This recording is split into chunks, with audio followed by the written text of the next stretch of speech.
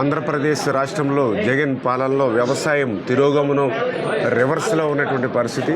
సాక్షాత్తు ఆంధ్రప్రదేశ్ ఒక ధాన్యాగారం, ఒక అన్నపూర్ణ అన్నటువంటి రాష్ట్రంలో, అందులో కూడా పర్టికులర్గా గోదావరి జిల్లాల్లో కూడా క్రాప్ హాలిడేలు తీసుకునేటువంటి పరిస్థితి దుస్థితి ఇవాళ రైతాంగానికి వచ్చింది అని అంటే ఇప్పుడే చెప్తూ ఉన్నారు రైతు నాయకులు.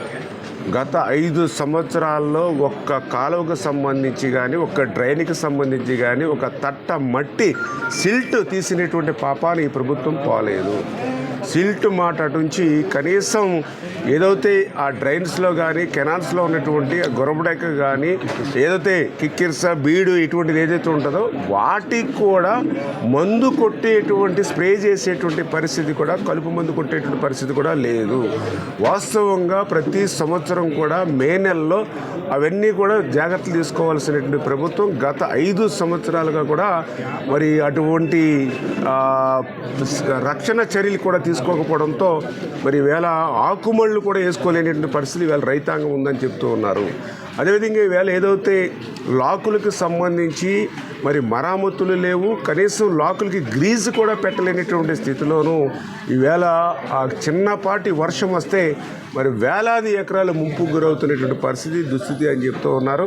మరి అదేవిధంగా ఈవేళ ఏదైతే మరి ధాన్యం అమ్మి ఆల్రెడీ 2 నెలలు అయినప్పటికీ కూడా ఇప్పటికి కూడా వేల కోట్ల రూపాయలు ఈవేళ రైతులకి ధాన్యం బకాయిలు ఉన్నటువంటి పరిస్థితి దుస్థితి.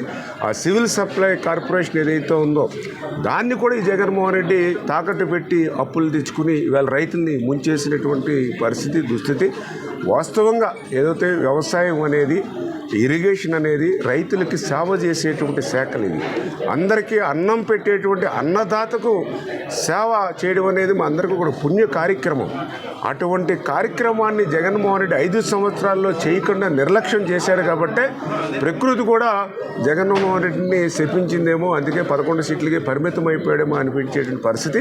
అందుకే రేపు రాబోయేటువంటి రోజుల్లో మరి ఏదైతే అక్కడ ఖాళీ చేసినటువంటి ఖజానా కనిపిస్తూ ఉంది, మరి వీటినన్నింటినీ కూడా అధిగమించి ఆ కష్టపడి పంట పండించేటువంటి రైతాంగానికి తిరిగి వాళ్ళ ధాన్యం డబ్బులు ఇప్పించేటువంటి విషయంలో కానీ, అదేవిధంగా ఏదైతే ఈ యొక్క సిల్టు కోడు ఇటువంటివన్నీ కూడా 1 by 1 ఉన్న పరిస్థితులు చూస్తూ ఉంటే మరి ఎక్కడ కూడా చిల్లి గవ్వ లేకుండా చేశాడు. ఏది ఏమైనప్పటికీ కూడా చంద్రబాబు నాయుడు గారు ఆయన కూడా ఒక పరిపాలన దక్షత ఉన్నటువంటి ముఖ్యమంత్రి కాబట్టి, ఖచ్చితంగా నేను కూడా ఒక రైతు బిడ్డగా కాబట్టి ఏదైతే ఈ రైతులు ఎదుర్కొంటున్నటువంటి సమస్యలు ఏవైతే ఉన్నాయో మరి ఆల్రెడీ ఇప్పుడు సీజన్ ఆల్రెడీ స్టార్ట్ అయిపోయింది అని చేత దీన్ని ఇప్పుడే ప్లాన్డ్గా 1 by 1 రివ్యూస్ పెట్టుకుని శాఖాపరంగా కూడా అన్ని జిల్లాల యొక్క సబ్జెక్ట్ని కూడా తీసుకుని 1 by 1 ఒక్కొక్కటి కూడా క్లియర్ చేసుకుని కనీసం నెక్స్ట్ సీజన్ నుంచి అయినా సిల్ట్ తీసి ఇవన్నీ కూడా కాలువలు కానీ, అదేవిధంగా డ్రైన్స్ కానీ ఇవన్నీ ప్రక్షాళన చేయవలసిన అవసరం ఉంది. 100% ఒక రైతు సంక్షేమ ప్రభుత్వంగా మనందరం కూడా కలిసి పనిచేద్దామని చెప్పి అందరికీ తెలియజేస్తాం. For more videos like this, subscribe Big TV channel.